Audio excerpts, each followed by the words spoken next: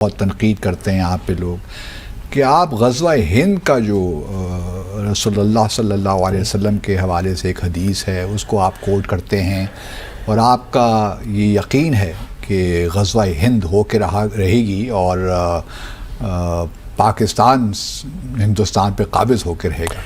अच्छा अब जो मैंने हदीस पढ़ी उसके दो हिस्से हैं, एक तो ग़ज़वा हिंद के यकीनन है हिंद पे कब्ज़ा आर यू कॉमेडी मी होगा और उसके बाद फिर हज़रत ईसा अलैहिस्सलाम के हवाले से है। तो कुछ लोगों का ख्याल है ग़ज़वा तो हिंद हो चुका, मुसलमानों ने कब्ज़ा भी किया हिंद पे, पाकिस्तान बीच में कहाँ से आ गया? हम 1000 साल साथ हमने हुकूमत भी यहाँ पे की, फिर अपनी गलतियों से वो हुकूमत चली भी गई, तो फिर अब ग़ज़वा हिंद की क्या रेलेवेंस रह जाती है? देखिए अब्दुल बासित भाई, आपने जिन अहादीस का रेफरेंस दिया, अगेन बिल्कुल वाज़ेह बात है कि ये अहादीस एंड टाइम्स की हैं, अव्वलीन वक्त की नहीं है। आप जिस हदीस शरीफ का रेफरेंस दे रहे हैं कि मुसलमानों की एक फ़ौज हिंदुस्तान से तसादुम करेगी, उसके हुक्मरानों को जंजीरों में जकड़ कर लाएगी, फिर वो फ़ौज पलटेगी और शाम जाएगी और ईसा अलैहिस्सलाम के साथ, तो ये सीक्वेंस जो है ये पहले तो कभी नहीं हुआ। ये सीक्वेंस एंड टाइम्स का है, आखिरी दौर का है।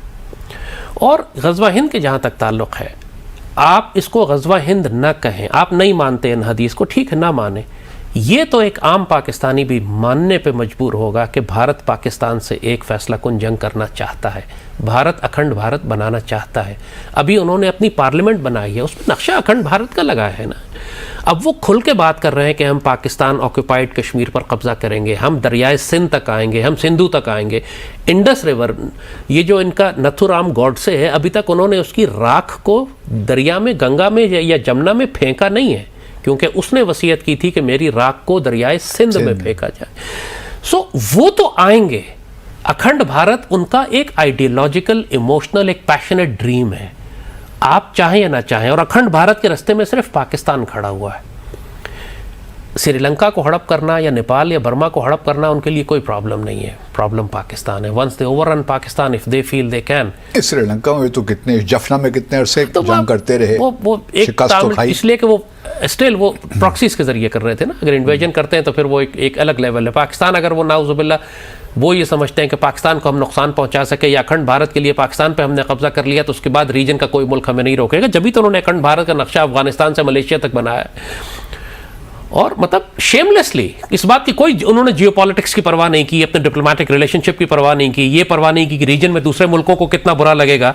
उन्होंने अपनी पार्लियामेंट में खुल के अखंड भारत का मैप लगाया है। और जो आरएसएस आइडियोलॉजी है, जो एक्सपेंशनिस्ट है, जो हिंदू सुप्रीमेसी को बिलीव करती है, जो मुसलमानों का अब ये कह रही है कि हिंदू राष्ट्र बनेगा, ये मैं चीज़ें अपनी तरफ से ईजाद नहीं कर रहा, क्योंकि पाकिस्तान में हमारा जो पॉलिटिकल डिस्कोर्स है वो इंडिया स्पेसिफिक नहीं है। हम हिंदुस्तान के अंदर होने वाले वाक़यात को अपनी नेशनल डिस्कोर्स का हिस्सा नहीं बनाते। हमारी पॉलिटिक्स आपस में चलती है, या फौज के खिलाफ चलती है, या हम पॉलिटिकल टर्फ के लिए लड़ते हैं। इंडिया में पॉलिटिक्स हमेशा पाकिस्तान के खिलाफ होती है। वो इलेक्शन जीतते हैं पाकिस्तान के खिलाफ नैरेटिव पे या कश्मीर के खिलाफ नैरेटिव पे, और मुसलमानों के खिलाफ जेनोसाइड पे। मोदी प्राइम मिनिस्टर सिर्फ इसलिए बना है कि उसने गुजरात में मुसलमानों को ज़िबा किया था। अगर वो ये ना करता, अगर वो मुसलमानों का जेनोसाइड ना करता गुजरात में, कभी ये चीफ मिनिस्टर से प्राइम मिनिस्टर ना बनता। वो क्रेडेंशियल थे, ये सीवी पे लिखा होना जरूरी है आपके कि मैंने इतने हजार मुसलमान जिंदा जलाए। और अगले प्राइम मिनिस्टर इलेक्ट होने के लिए उनको ये करना है पाकिस्तान के खिलाफ एक मेजर एडवेंचर। वो अपने ख्याल में अगर ये समझ रहे हैं कि महदूद रहेगी कश्मीर तक, तो that's a dangerous calculation, it can get totally out of control.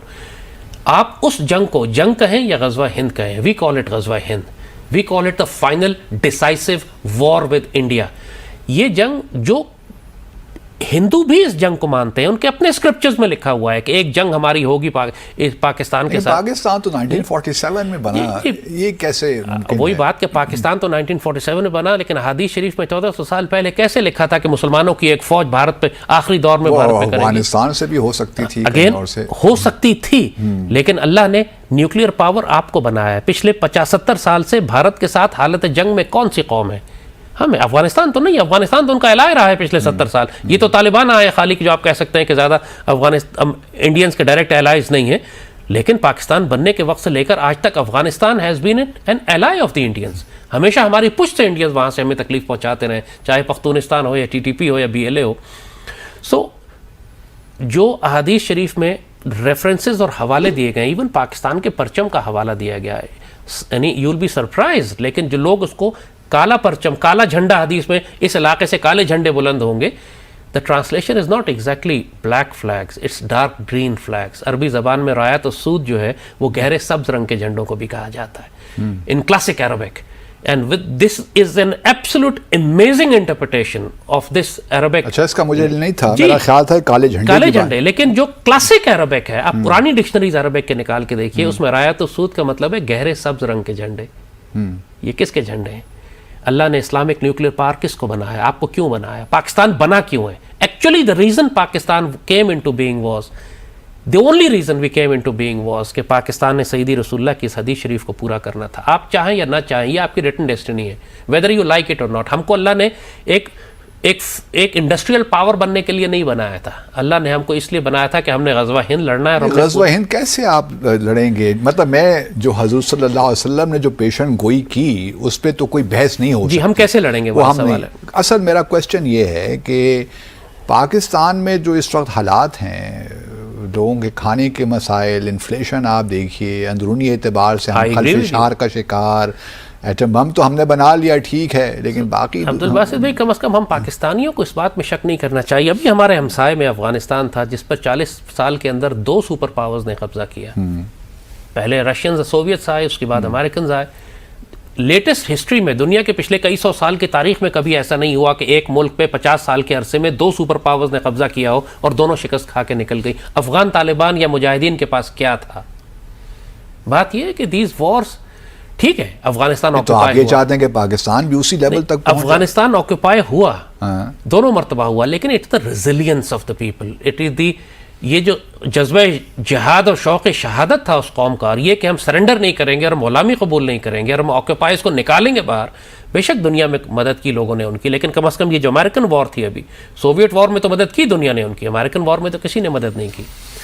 Taliban ने जो भी कुर्बानियाँ और शहादतें दी हैं वो अपने अल्लाह के फजल से। वाकई ये समझते हैं कि पाकिस्तानियों में इतनी रेजिलियंस रह गई है?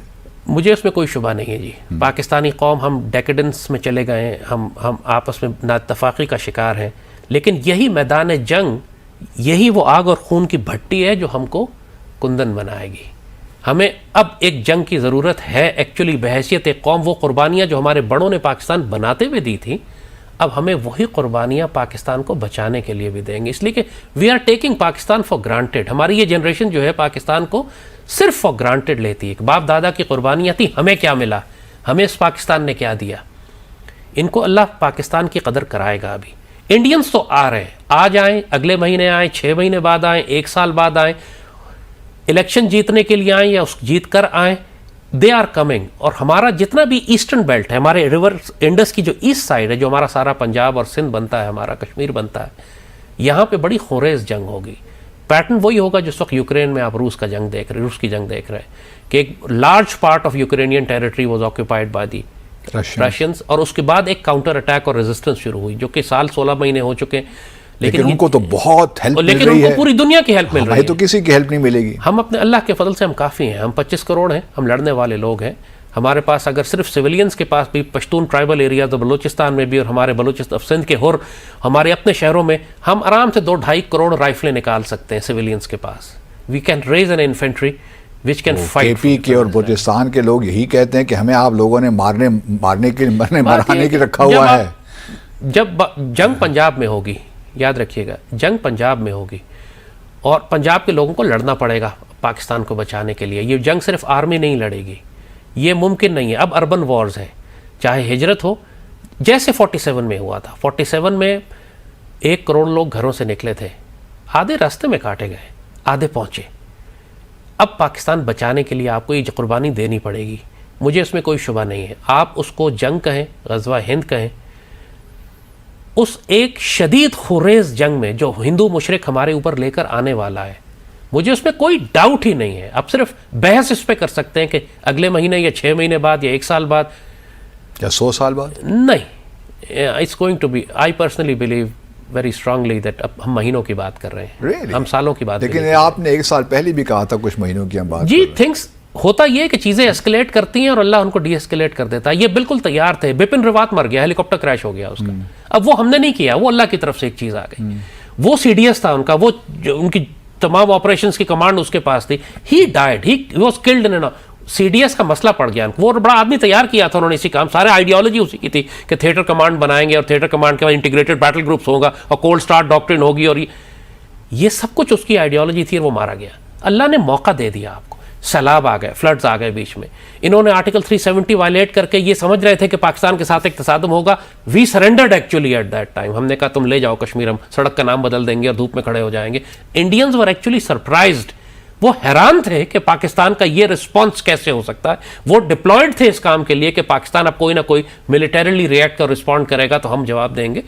वो हैरान हो गए। कश्मीर पे आप डिबेट देख रहे हैं सुप्रीम कोर्ट में, जो आर्गुमेंट्स हो रहे हैं इंडिया की सुप्रीम कोर्ट? जी मैं देख रहा हूं, लेकिन ऑब्वियसली सुप्रीम कोर्ट आरएसएस की आइडियोलॉजी के खिलाफ नहीं जा सकती, वो जजों को मार देंगे। तो फिर क्या ऑप्शंस रहते हैं पाकिस्तान के पास? वी विल हैव, अगर आप डायरेक्ट जंग नहीं करना चाहते तो आपको कश्मीर की फ्रीडम स्ट्रगल को 100% सपोर्ट अब करना पड़ेगा। UN resolutions are dead. लेकिन यही तो प्रॉब्लम है कि दुनिया कहती है कि पीस की तरफ जाना चाहिए। आप एक तनकीद आप पे ये भी होते जो आपके नाक़िदीन करते हैं कि ज़ाहिद हामिद साहब पाकिस्तान को जंग की तरफ लेकर जाना चाहते हैं। देखिए मैं जंग की तरफ नहीं ले जा रहा, जंग आपके ऊपर आ रही है, मैं आपको वार्न कर रहा हूं। Okay, there is a difference.